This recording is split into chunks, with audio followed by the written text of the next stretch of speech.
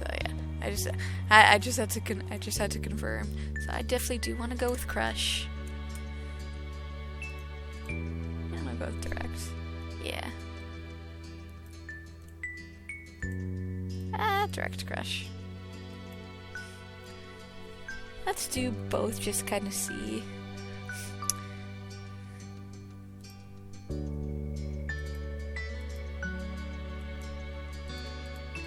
Yeah, I like this. This is... Obviously I could change more, but I'm... So he's definitely more studious, definitely more on the quiet side, but...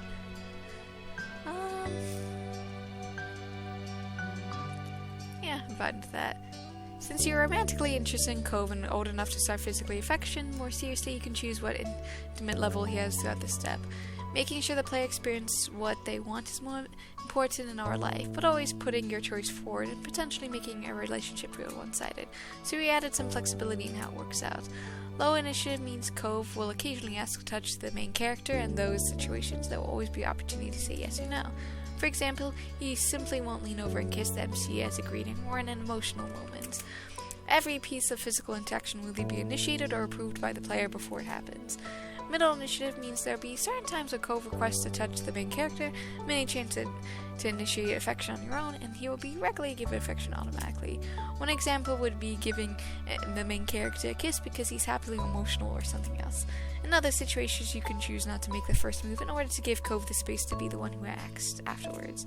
Overall, the love interest can get romantic, but the player's agency will take priority. High initiative includes everything. In middle, it does, but also means the player agency will be reduced to a degree in favor for having Cove give physical affection even more frequently and with less prompting. Instead of all the major affections-giving situations being led by a choice menu for you to decide on, some will instead be replaced by a Cove acting automatically. This level is only recommended if you are very comfortable with physical affection and would prefer to simply see if it happens rather than holding the reins on it. However, this level is mostly relevant if Cove ends up being your official boyfriend at some point. Situations where high-level initiative makes a difference tend to come up in scenes that are exclusive to being in a relationship. The parts that are also included in the middle initiative will be seen whether you're dating or not. Once you pick your level, it can't be changed through a step. The only choice comes up from the very beginning of a story section. We hope you enjoy whether initiative option you decide on. Sure, let's do high initiative. The start of classes ended up the relaxed, free days of summer. It didn't take long for you to get back to the swing of the school year routine, schedules and homework and becoming the new normal. Derek wasn't around nearly as much, to his great dismay. With school itself and after-school activities, there weren't many opportunities for him to take a trip out to your neighborhood, especially because he was always at some training camp or a new regimen with a strict schedule. The two of you were usually stuck with merely telling each other about what was happening in your lives instead of sharing your days in the same. But he knew he was always good at anticipating things and being prepared for them. Derek knew he wouldn't be able to be with you that much going forward. That was probably the only reason he pushed any notion of the two liking each other than as only a concept for a way in the future when you were adults and had taxes. Or at least one of the reasons he never fully accepted it, you were sure. But he still kept in touch over the phone as best as he could. The Jeremy kid did disappear after that summer, and no one heard from him again. Where he went or what he might do was up to mystery. You saw more of Miranda around. Since you two hung out on her birthday, she opened up toward you. The two of you talked regularly, and she was the same towards Cove. After a while, all three of you developed a real friendship together. More summons came, and more like the waves on the shore coming in and out. In your second year of high school, someone new started to visit Somerset's Bird, a sunny girl named Terry Brooke. She was a friend Cove made during both being ocean-obsessed. Terry was more than glad to befriend you two. Someone close to Cove had to be good company, she felt. You were pleased to get along with her as well. Funny enough, Terry was also extremely tight with Miranda, who she had known for even longer than Cove. The four of you were able to create a small friend circle. As for your home life, the mayors also had developments. Changing laws and public perception countrywide made it possible for your moms to openly wear their wedding rings without questions. Though they had a wedding years ago, it was only recently that the union was officially recognized everywhere in the US. That was a good day, to say the least. Elizabeth came into her own and stopped being quite so irritable. She no longer worried about the perceived childness as she grew up for real. She didn't even mind being called Lizzie again, although most people used Liz. She eventually graduated high school and moved out to attend college in another state. It was a lot for you to adjust to your older sister being gone. Liz never let you forget her role in your life, though it kept in touch. Cove's relationships with his family improved over the years. Kira visited several times after that summer, and things became easier between the two. That's definitely good. He was also closer with his dad than ever before. You knew that they talked more, and that helped prevent a lot of friction before it could start, which definitely very, very useful. However, Cove still wasn't anyone would call it social. He kept to himself usually. He cared for the few connections he did have, but he didn't reach out outside them. Cove lived staying inside and learning just as much as ever, but by this point his studies had paid off. He had been right near the top of his class by his last years of high school. Things had shifted between you and Cove. You had been friends for years, but the closer you became, the more you felt for him. You didn't view him as purely platonic way anymore. It's strange to look back at it all. The future faded into your present, and then it was simply the past. Even the most fundamental parts of your life couldn't last forever. You felt that the most poignantly the day you had inevitably graduated high school. It was over, and you were not going to go back ever again. From now on, what came next was your choice. You would be directing your own life. There was where you were currently. The summer after school had ended, the first summer of true freedom. What you used to be a reprieve from the typical was now going to be your first step into adulthood. Oh, and things had changed slightly, because different cushions, different table, different curtains and all that, different tabletop. One fine summer morning you took in what had become a very special scene, the whole family having a meal together. Big sister Liz still hadn't lived at home fully for a couple of years, but she still arrived last week to spend the season here since it was her first off semester for her. She wanted to make sure she was in town because now you also had graduated high school, who knew how much rarer these moments would become in the future. You watched as Liz laughed good-naturedly over the comment Ma had made. Her Elizabeth-only mindset had been a phase. Nearly any nicknames was welcomed at this point in her life. Strangely, excuse me, even though she had moved away, you'd lately felt closer to her than you had in a long time. You idly scooped up more of your breakfast and chewed it absentmindedly. I think pescatarians only eat chicken, I think? Let me double check. Pescatarian meaning. Okay, so... phone being annoying. Okay, so pescatarian is someone who doesn't eat red meat or poultry, but does eat other fish and seafood. So obviously vegetarian is where you only eat veggies, eggs, and that kind of thing, but don't eat meat. Vegan's where you avoid all things coming from animals, so you avoid eggs and stuff like that. And then, so what's a poultarian?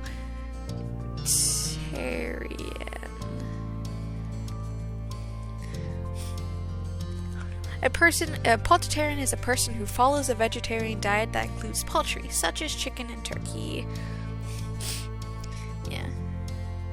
Yeah, so I'm gonna do this based off my real life, where I'm pretty much a poultarian. Like, occasionally I will eat ham and sausage and that kind of thing, but for the most part, like, fruit, veggies, poultry, that's pretty much what I eat. And the meal you had reflected that. Moms are happy to make food that feed your needs, along with whatever dishes for themselves that's in. Though you often made your own food nowadays. But it wasn't the only one who had a diet that excluded certain things, as Liz had been a vegetarian for a while. Oh, and their hairs are starting to gray now. Oh, Moms both look so tired, with the little gray lines and stuff under them. Conversation had gone on idly, without taking on much words, until your ears peeked up when Mom started on a bit of a town gossip. And so that's what I heard on the news. Alright, now stop burying the lead and tell us which is the so-called news. Ma giggled as she cast a look across the table, satisfied that she had everyone's attention. Well, it turns out the Donnas won't be renting out the condo up the street as per Sunset Bird tradition for the first time in what must be nearly 2 decades. A chorus of gasped and shocked expressions were all had around. After the initial shock, your eyebrows pinched. Ma had considered them by name, but you and Liz had always viewed them exclusively as the mean old couple who would yell at anyone under 25 who crossed their paths. Ma continued on with the story, spreading strawberry jam over a piece of toast as she did so. They decided not to take any big trips anymore. Friends and family would be visiting them at their home. That's nice for them, then. Have a good summer, mean grandparents with no grandkids away from us.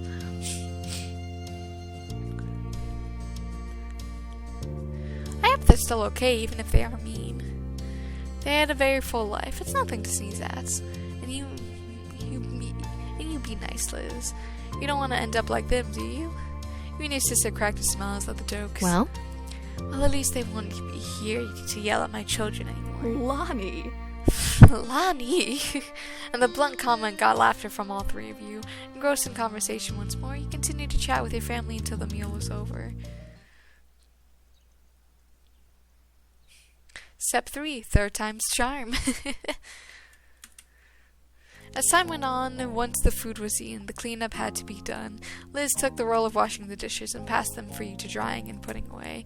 You had a set of cups in front of you that needed to go on the top shelf of the cabinets.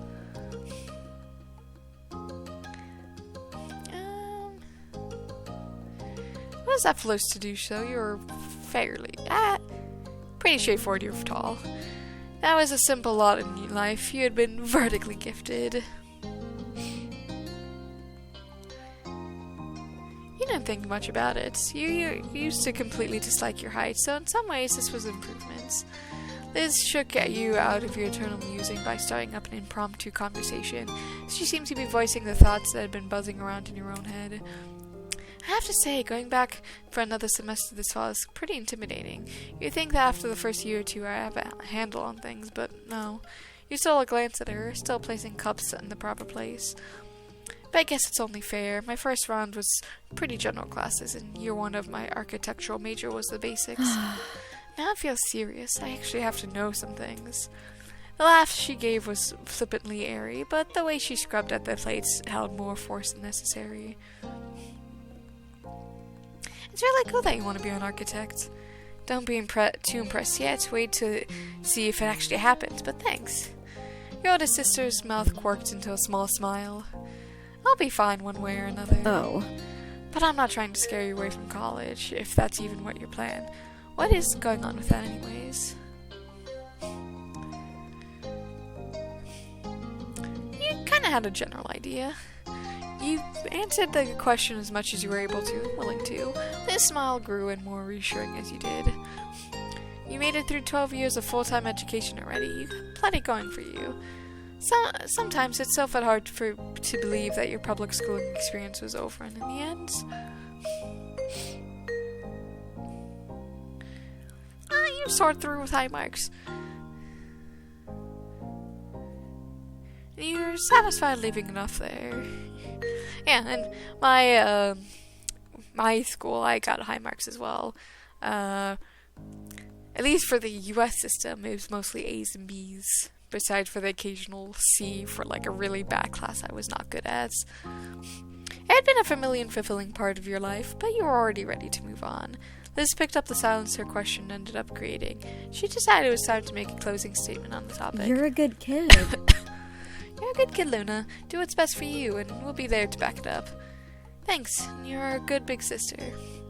At that, Liz happily passed the final dish your way. She waved a soapy-soaked hand as a farewell and moved on to her next task for the cleanup job. We focused on getting the last pieces of put back where they belong. You eventually moved out onto to the edge shore, but that was simply interrupted by the sound of a cell phone.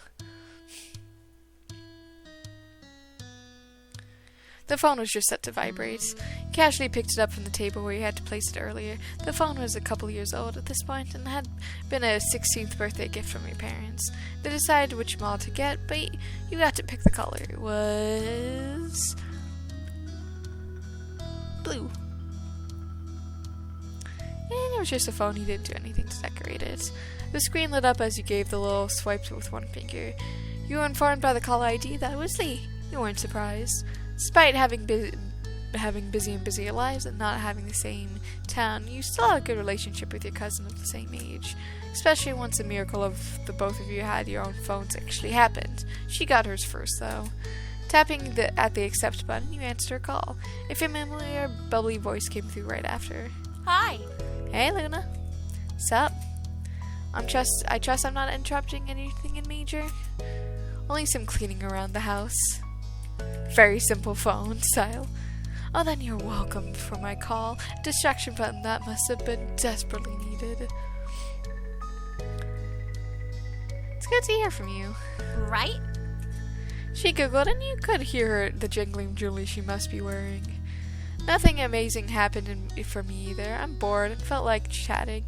My morning shift ended, so I'm free for the rest of the day. Woo. That's good. You hadn't started working anywhere yet, so you couldn't relate. Unlike you, Lee had started dipping her toes into the workforce as of late. It made keeping in touch frequently even more complicated, but both of you had managed. What about you? It's been pretty normal. Cool. Then that's you then. So how Mr. Cove Holden doing? There was a teasing bent in her tone. She was never willing to let up on what was going on between the two of you. But that was for the name. It was incredibly familiar to your ears. Cove, your next-door neighbor, for the past decade at this point. Two of your close, best friends, important friends. He was someone you had affection for, but you didn't take the relationship further.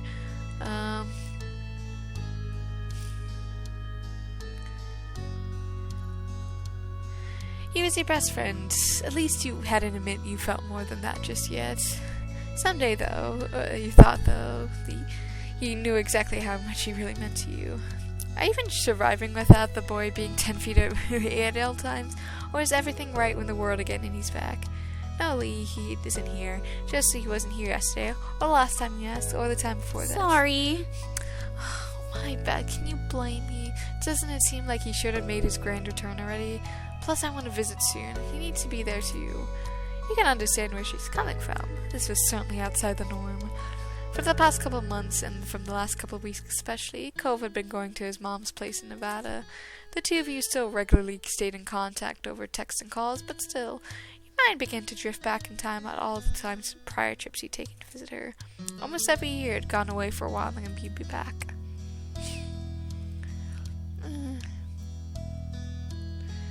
It made you sad and lonely when it happens.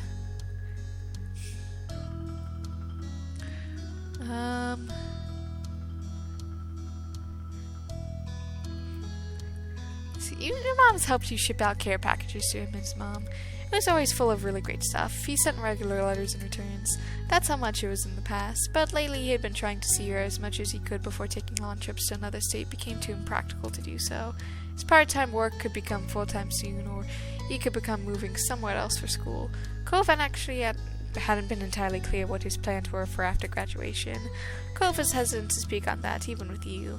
Couldn't be avoided forever, though, and you both knew that. Well? Maybe we should switch up to a non-Cove related topic. That works. The rest of your conversation rolled on. Not much longer, though. Lee had to go, and you needed to finish your responsibilities around the house. The both of you exchanged goodbyes and then went back to what you'd been working on before the call came in. As for your wrapping up the last of your chores, you were approached by Liz, who was wearing a cheeky smile. I got Mom's car keys. Want to go get out of this tiny town to do some shopping in the real city? Yeah, it's been way too long since I've been anywhere exciting. Good. I'm driving. You're glad for that. You've still had a learner's permit. Go get your all and anything else. We're going now. With a nod, you made a quick detour to collect your stuff from the bedroom. You had money saved up from the gifts you received. After making sure you're both fully prepared for the long haul to the larger city and the surrounding area, you buckled in the car. It was a smooth ride there, with the light conversation about what shops to stop at and the radio blasting. Liz controlled what was played, but she made sure to pick songs she knew you liked. It was something the two of you had always just done for each other. The trip there breezed by, and it felt like no time at all had gone, cruising down the road and cruising through the mall. Liz had her interest checked out, and you yours. Your hobbies and skills were so the ones you developed when you were younger. When turning around the car and down a new length of the mall, your eyes caught on a little gift store. Your friends and family had recently given you many presents for graduating high school.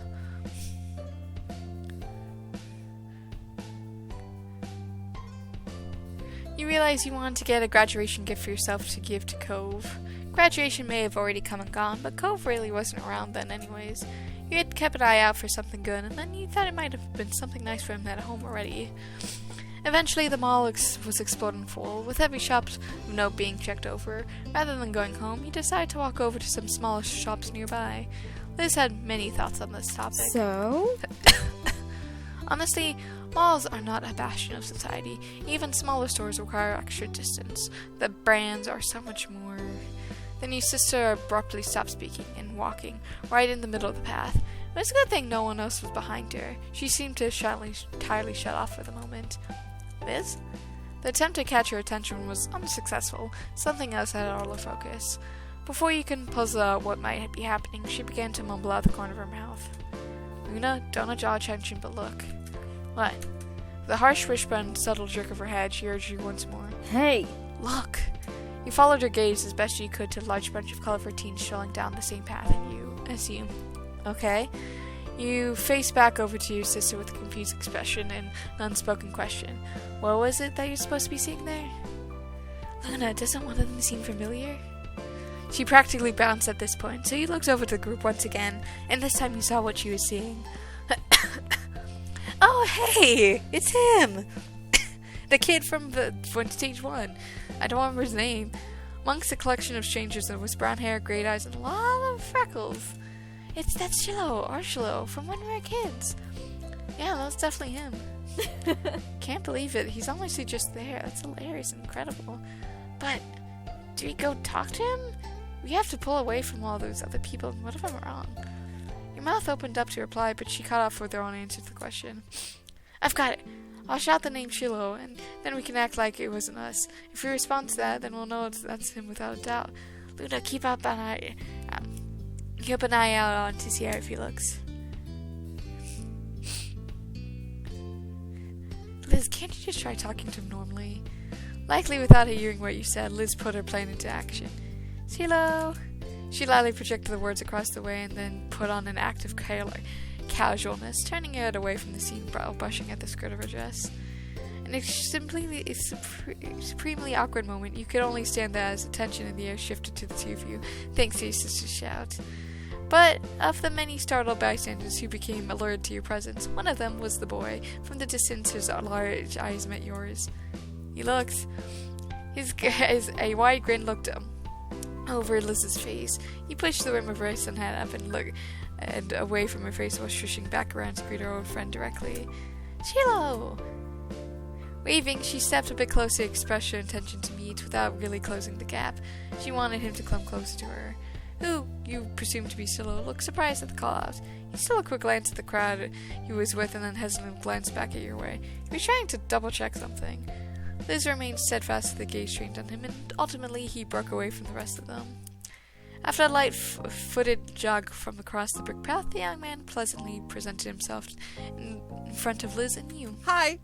Hi, I like your hat. Just that simple greeting had Liz giggling. Hey! Hey, I'm not sure if you remember this, but I'm Lizzie. That's Luna. We were friends when we were little kids. His already wide eyes grew even larger. Their gaze darted between you and Liz. His previously chipper demeanor faded into something delicate. I'm really sorry, but I think you have the wrong person. You could tell not being instantly recognized was going to make this exchange more of a challenge. Still, Liz was undetermined. It was a long time ago. You were really young. I get why you feel like that. However, I'm right. You're exactly the same. A face, the freckles, how you generally try and face things. You're even still wearing that hat. Instinctively, he looked up at the headwear with creased brows, not making the connection on what hat meant something to her. Okay. We knew each other, okay? An uneasy smile settled on him as a silence followed Liz's speech. He was picking his next words carefully. And then the quiet was obliterated by a new voice bursting into conversation. Sheila, what are you doing? The rest of the group already left. A field trip is not a vacation. We're already on a schedule. Started, your head snapped toward the path. His distinctly unhappy individual's piercing magenta eyes, dark brown skin, and a sharp jaw stormed your way. He carried a cloudy authority over him, despite looking like he wasn't even 18 yet. Sorry! So I didn't mean to ditch. Silo, whose name was now officially confirmed, gestured with the high-intact explanation in his absence as the stranger watched him impatiently. They thought they recognized me as someone they knew, but it was a tiny misunderstanding. Liz, theoretically, as well as literally put her foot down at that, stomping in frustration, getting more childish the longer she was around the childhood companion. Come on. We do know you. Sheila merely shrunk in on himself. The tone spoke was pained. Sorry. You honestly couldn't tell if he was apologizing for the upset feelings of your sister or the palpable dissatisfaction of the new acquaintance. That was in itself very Sheila-like. Oh, you know him? Is that it? The stranger spoke in a dismissive, scolding tone, as if the words sounded so obscure to him that it was almost amusing. Almost. But the sternness of his demeanor quickly reinstated itself. Well, do you know me? I'll tell you. I've been someone who's been forced against his will to be aware of what's going on in Shiloh's ridiculous personal life for a year. If the two of you had any importance in his general day-to-day existence, it would have come up by now. Don't bother trying to exaggerate any trivial connection you might have. It's not going good enough. He's with us and you'll survive without him. Now stop loitering in the road. Excuse me? We're the rude ones? The high-strung, ranting, audible gasp from Shiloh finally started speaking up against in defense. Hey, that's really mean. It's also true. We're leaving. With that declaration, the unofficially introduced Nate intelligently spun on his heels and walked speedily toward where the group went, completely confident that Sheila would follow behind. Oh, people can sure have bad attitudes, huh? Why can't they just try and get along? It's not hard. Don't worry, though. I bet you won't have to deal with him again. I'm sorry you can't stay to talk with you, but I hope you have a really nice life. Bye! Bye! And that was it. Final parting words given. Shiloh left the two of you behind to catch up with his own life that he had to go live. Liz watched his exit stunned, only to frown when it hit her that it was really gone so quickly as he appeared. It happened so fast that you haven't even been able to get a word in. She sighed as the energy she built up releasing with a breath. I could have told him his last name was Fields, birthday's October 30th. That would have proved it, but no.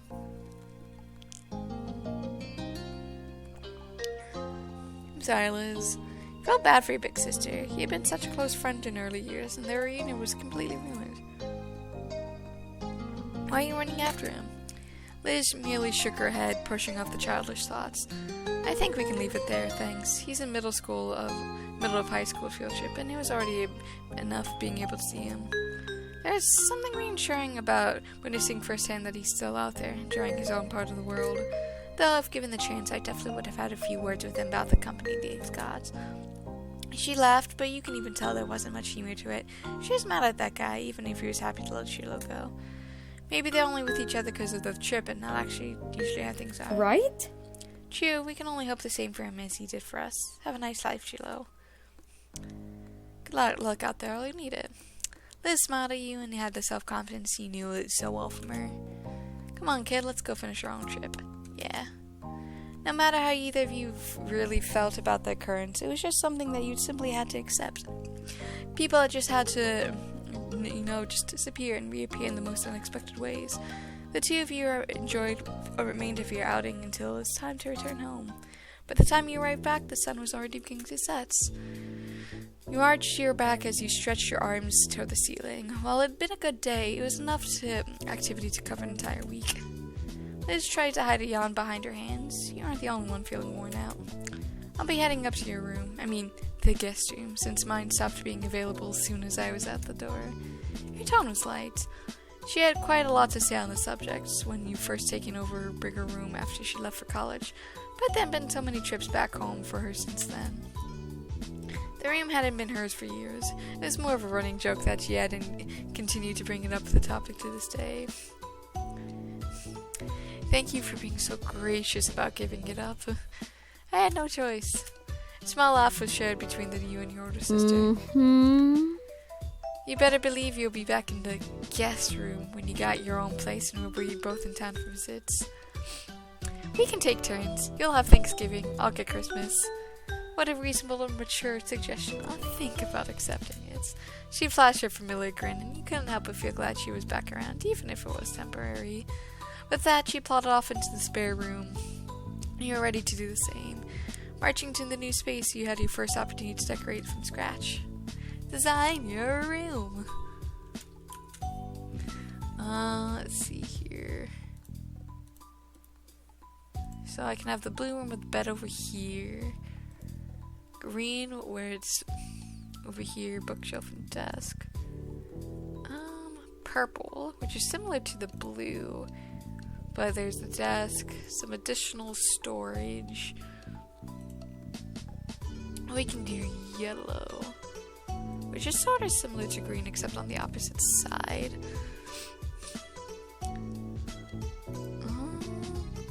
Honestly, yellow is probably how I set it up, though I love the color of the blue.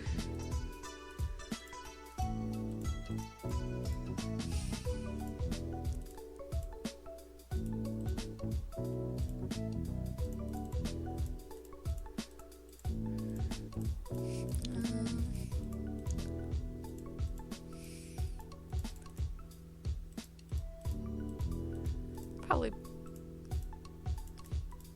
one plain.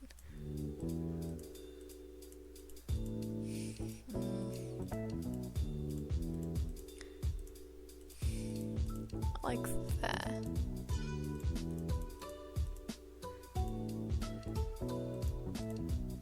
Floor. Yeah. Done. You're really satisfied with the feel of your tiny part of the world. As your thoughts drifted, you tried to bite down another yawn. It was no good. Your bed was now lodged in your mind. All I can think about was collapsing into it. You trudged up the stairs to your room. Stepping inside, you closed the door behind you, blocking the rest of the house. When you turn back around, you realize you're not alone there. Comfortably perched in the windowsill, there was someone very familiar to you. Hey. Cove, hold in. The shock knocked all the words out of you. Surprise. God. Stone was easy and relaxed. It was certainly a surprise. You hadn't expected him to be within the States, never mind your own house. You hadn't answered how you'd suddenly appeared back in Sunset Bird, though, to be fair, you'd been too astounded to actually ask the question. Thankfully, Cove took the hint from your son's expression and began to explain. So... I got in about 15 minutes ago. No one was home, so I figured I'd come in the usual way. The window. A small smile had formed on his face. Still staring up at him, unable to blink in case he disappeared. You could still barely believe that he was really there, mere feet away from you. I left my bags in your backyard. I hope that's alright. That was when you truly understood. Cove had come straight up to you upon getting back to town. You were first port of call, taking precedence above all else. Adorable. Even though you hadn't been in when he called. Cove had assured that he would see you at the earliest opportunity, rather than allowing his plans to change. Realization made you bashful. It wasn't good. It wasn't news that you were special to Cove, but the way he was prioritizing you above everything else was something that flustered you. Cove dropped from his seat in the windowsill, landing lightly on his feet, made his way over to you, the smile still resting on his face. I can't believe it, my eyes, the most amazing man in the world. Pulled him to a bone-crushing hug. Cove squeaked as he crushed his arms crushed the air from his lungs.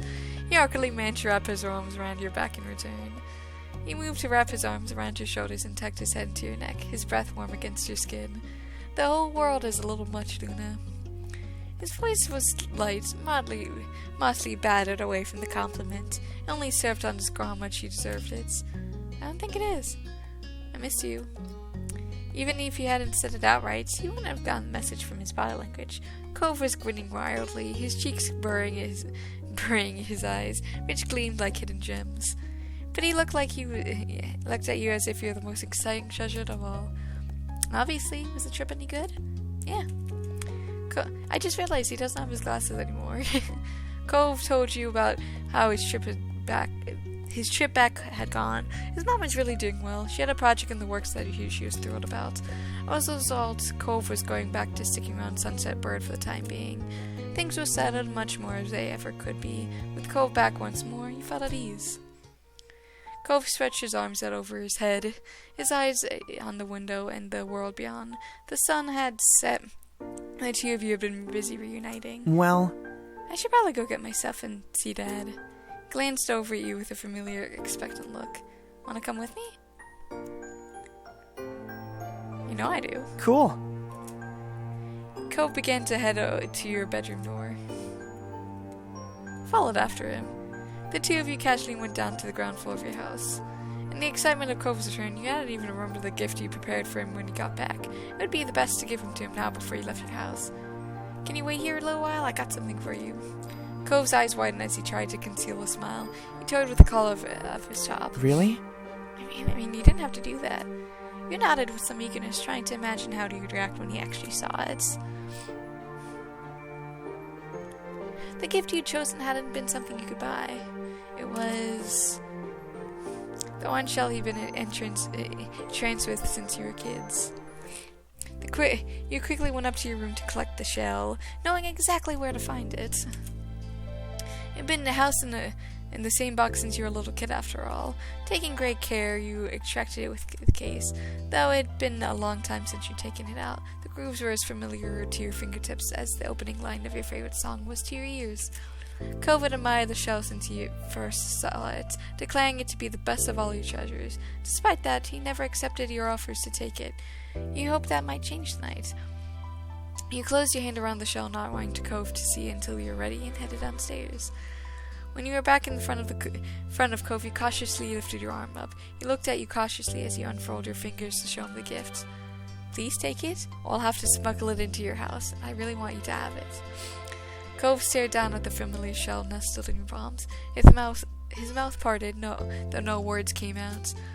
He drew his eyes up to meet yours, silently, and found the answer to whatever question he couldn't speak. He put his hands over yours and broke the silence. Okay. It was as quiet as it was a whisper. His fingers were as gentle as his words, brushing against your palm as he took the shell from your grasp. He cradled it carefully against the chest and smiled at you, his eyes bright. I'll keep it forever. Cove reverently laid the gift safely on the counter, but he didn't turn back to face you once he had assured it was secure. Though his face was angled away from you, you caught his eyelashes fluttering as if batting away tears. His soul bobbed as he swallowed bubbling emotions. You knew that Cove could be sentimental. The gift, and all the memories and feelings tied up in it, seemed to have taken a toll on him. When he began to sniffle, you felt a need to reach out. Cove? Luna. I can't. Luna, I just don't know what to do. You forcefully scrubbed at his eyes, like he was trying to push back tears that threatened to spill back in. Oh, Cove, it's okay. Do you need to cry? No. I don't need to cry. Nevertheless, tears began to spill down his cheeks. Even as he wiped them away, more took its place. Thank you. His voice quavered as he spoke. Cove spoke up in a hug, pressing you so tightly against his cheek that your breath escaped into a short squeak. He buried his face against your neck. It shed tears damp on your skin. You hugged him back. Welcome. Cove let out a steady breath. It was far removed from the shaky gasp that had accompanied the sniffles, the tears that dried. His eyes were a little red, but opened at the peace once again. He smiled, fully recovered from the emotion that had overcome him. You're really seriously too nice to me. He smiled back. You have no right to call anyone else too nice. Cove brushed his hand against the pale ghost scar of his arm. He was a loss for silence to do now. The clock ticked away, counting the seconds of silence. Once you had a chance to settle your thoughts, you'd figured that you'd tell Cove the intriguing news. I have to tell you, never gonna guess who I saw today. You didn't give Cove a chance to reply. There was seriously no way he'd be able to figure it out. Shilio. Huh? Shilio? Cove repeated the name, his expression blank. Back when we were kids. Cove pondered a moment, then snapped his fingers. Oh, he was the freckly boy from that first summer, right? The one who moved? The guy was named Shilio, and he just like Shilio from back then. He was even wearing a hat still. But he had no idea who I was and then ran off somewhere. Cove frowns. That's, I don't know. Too bad I missed it, though you knew him better than I did. That was definitely true. Not only Cove knew Shilio for a short period of time, but he and Shilio had never gone quite long. Not that they were enemies either, just kids who only ever got together because other people they both knew. Wonder what Shilio's up to these days. Don't have any idea, he didn't say much. Oh. Oh well. Next, that was everything I had on news item. So he moved into the next big update. Also, the mean old neighbors? The ones who'd always yell at us? He cringed, recalling those particular memories of back in the days was not pleasant even for someone as nostalgic as him. Yeah, they're not coming. They didn't rent the condo this summer. Cove's jaw dropped. You didn't blame him. The elderly couple had been in an institution as far back as you can remember, long predating Cove's arrival. Even now, as a teenager, you found your neck prickling as you walked by the condo, half expecting a scolding for breaking the wrong way in the vicinity of their vacation home. It was strange to think that was coming to an end. Wow. Cove blinked, clearly struggling with the idea of the same way you had. Don't see that coming. People being gone, people coming back. It feels like I missed a lot. This has been a busy summer already. Well, you haven't missed the fireflies. They haven't shown up yet. Well, that's something. We better not get left behind. There's still stuff to do. You nodded. The two of you headed across and traced the most familiar path you ever walked in. The trip across the road to Cove's house. It seemed like no sooner had the night begun than it was already up at an end. The dawn of a new day was soon upon you. Next morning, your belly was full of breakfast, and there was a pleasant mood. You hoped the rest of the day followed suit. Later, you were meeting up with your friends, Cove, Merida, and Terry to go into town. It was all on short notice, but that was because everyone just was so excited that Cove was finally back home. Having a nice daydream? You blinked, pushing all of your thoughts away and returning to reality. Your mom's watching with a teasing smile. Alright. So what's on the agenda today? Meeting up with some people. Well, I hope you and your friends have fun. Don't get into too much trouble. She winked at you, and you both knew your moms wanted you to enjoy every bit of summer before the big changes started. I'll try. That'd be great. But before you go gallivanting around the town, could you bring the mail in? I'm finishing up putting away the dishes over here. Alright. Thanks very much.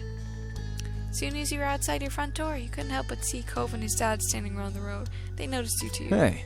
Hey there, Luna. Cove smiled lightly and waved. When you began making your way over, he added, Hi. You hugged him. Following your lead, Cove hugged you back and held on it for a few seconds longer after you let go. After it shone brightly and went at you when you did in the past, sending your heart aflutter. And then at Cove's cheeks flushed, you couldn't help quite meet your gaze. He didn't speak, but you felt that if he did, he would be tripping over his own tongue. You noticed Mr. Holden was taking the scene of you and Cove with a self-satisfied smile. Cove followed your line of sight and shot his dad an unimpressed look. For a moment, Mr. Holden seemed like he had a thought dancing on the tip of his tongue, but decided to keep it to himself. So, What are you up to today? Me and Cove are meeting some friends later. We're gonna paint the town red. Exciting, they won't know what hit him. Cove shook his head disapprovingly, but you knew well enough to tell that he was entertained by your notion. Yawning, Mr. Holden stretched his arm over his head. My boy and I have just been away around to see what new neighbors are like. Definitely his idea. I don't know how you're not interested in this. It's big news. Besides, the only people I like to greet the new folks in town.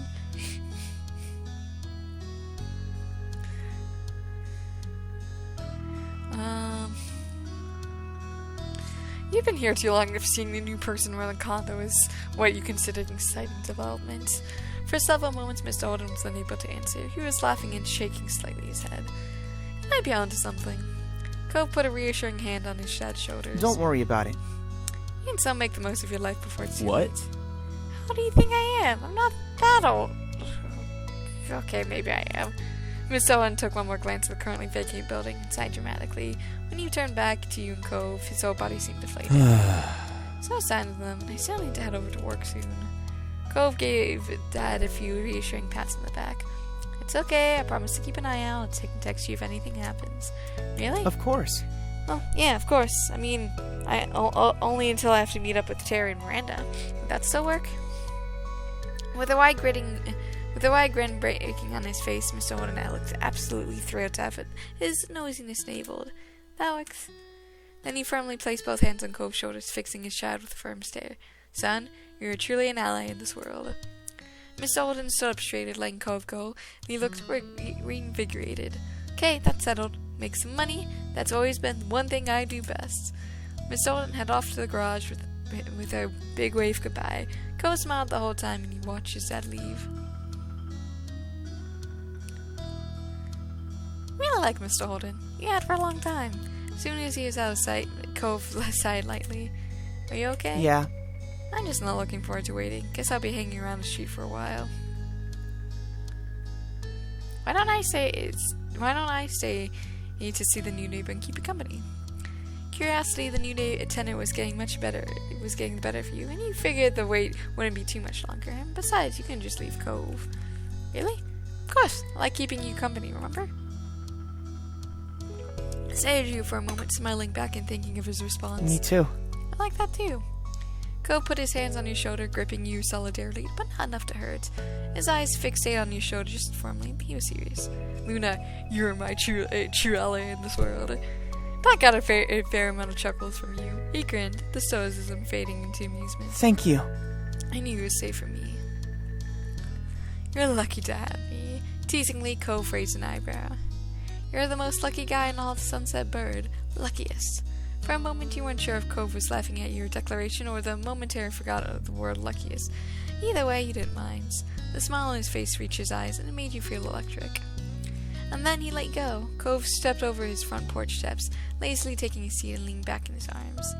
Our watch begins. Nodding in agreement, you joined Cove on the front porch steps. You both sat there in a comfortable familiarity as you settled into a waiting game with the new tenants. The neighborhood was quiet, and you sighed contentedly, closing your eyes and feeling the light breeze. Eventually, you both pricked up at the sound of a car. A taxi followed by noise turning on your streets. Cove's eyebrows raised at that sight, and he sat straight up on the stoop. Oh? This has to be them, right? The only people who come out here live here. Has to be. Not that they were here, you couldn't help but feel a bit curious. You wonder what kind of person would be living in the neighborhood for the summer. The taxi pulled to a stop as you expected in front of the now empty condo. It was the same side of the street as your house, a few buildings further up. Without getting to his feet, Cove tried leaning and tilting his head to get a view of the passenger door as it opened. The single occupant exited the cab. Huh? You could feel what Cove was in that moment. After the last renters, this new visitor was definitely not something you had expected. Hey, it's a dancer, right? I'm not crazy. I swear God, I have to look back at the footage, but I think it's him. It was a young man, had to be close around your age. He was dressed fully in electric black, white, and grey outfits. Even his side-swooping hair matched his scheme. The only other pop of color was something that he couldn't easily be fashioned into submission. A pair of dark brown eyes, which you got when you looked over at his audience. Hello, folks, who might you be? Where are the neighbors? Smile, only prominent on his face, curled further. It was cocky, but you didn't get the impression it meant to be adverse. Hallelujah. You and Cove shared a familiar look with one another, bewildered even further. The color-coordinated man left it there, however. With a firm click, he shut the door on his side, and he turned back to you and retrieved a large, unsurprisingly black suitcase out of the trunk. Continuing on with his own business, he strode forward, lightly, tapping on the driver's side window with a knuckle asking for them to roll it down. When it opened, he leaned down and rested his arm on the edge. You assumed he was thanking the driver for getting there, considering slipping them a tip during the brief chats. They shook hands and then pushed himself up and away from the taxi with both arms, giving the driver room to leave. The taxi pulled away, rolling carefully down the road and out of sight around the corner. The new renter had officially arrived. He left his suitcase on the ground, out of the way of the streets, and sauntered over the way with confidence and someone who had been invited to join. Interesting look. Cove finally stood up to greet the person who followed suit. Excellent. Baxter Ward. Excellent to meet you, neighbors. We were standing on the side as he was approaching from. When Baxter got close enough, he offered a hand to you first. He shook it. Baxter gripped your hand firmly to give it a satisfying shake. Welcome to Sunset Bird, Baxter. I'm Luna. Hey, Luna. I'm quite keen on getting to know you better this summer. We could be quite good friends. From the other side, Cove made a sudden sputtering noise. And you are? He lifted his hand over to Cove next. Cove instead crossed his arms to expect his rejection of the idea, still eyeing Baxter carefully. Cove. Baxter's whole demeanor lit up for unknown reasons. His eyes shone as he studied Cove's up for a moment. Really? Now wait, is that a nickname or your real name? Just my name. Cove spoke mildly, having given that explanation many times in the past, but clearly it charmed Baxter all the same. He tossed his head to one side with a laugh. Your parents knew exactly what they were doing. I can't imagine a more fitting name for the face I'm seeing. Cove, that's gorgeous. What? It's really not. I agree, it suits you. Not bad. It's nice to see someone else who knows. The impact might have faded for you living with it this long, but I promise soon I'll look at to knockouts. Cove couldn't face either of you after that. His cheeks were quite quickly turning bright red with embarrassment. You noticed that Baxter looked apologetic over Cove's increased discomfort. I'm sorry, it wasn't intended to mean more than it did. I like your name, but you don't have to mind that. I'm panting against stepping on anyone's toes. He chuckled to himself, and it seemed like there was something extra meaning hidden behind there in the words. You noticed that Cove raised an eyebrow, picking up on that too. Baxter stood up straighter, sinking in a slight pose with the position of his feet. He began to speak, but suddenly stopped and closed his mouth. He became absorbed in his own thoughts, tapping a finger to the side of his chin as he stared at you. You shot Cove a confused glance and shrugged in response. After a few moments, Baxter had that same smile and curl from before. He removed a finger from his face and used to point it directly at you. We've met before. What? What? When? Baxter continues to smile widely, his head tilted up slightly to the side as he studied your visage.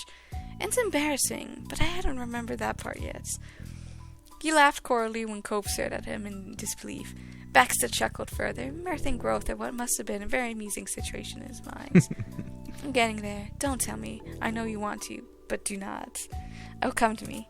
He continued racking up and down, hand over his chin while he racked his brain for answers, and then recognition appeared in his eyes. With a snap of his fingers, he announced his revelation as though he had forgotten his own birthday. The cypress at the summer soiree, of course. Turning away from you, Baxter began rambling to himself about the details. That must have been before any of the regionals, so at the time I was about 14 years old. That makes it about 5 years ago from now, right? Cove's mouth fell open. Are you kidding me? Is he serious? Did you really meet this guy at that country club party 5 years ago?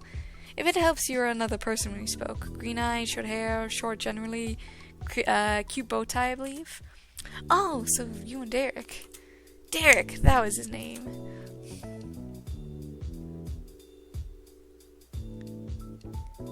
You're shocked, but yes, you did meet him once at the Cypress. It was that explanation to get to it, but the memory of the guy you and Derek chatted with was coming back to you. Cove started between you and Baxter again. The instigator of this discussion lightly gestured with a hand in response. It's good not to forget a face. Cove, remember when I told you about the crazy story about Derek and I accidentally crashing another group's party one time? Yeah? That's what he was talking about. Did you succeed in sneaking our soiree? I did, thank you for asking. Huh? Why were you there? You see, my parents are members of the Cypress. I happened to be in that particular location for an event related to my dance circuit. It was a chosen venue because they already had experience with the business and other branches. To be honest.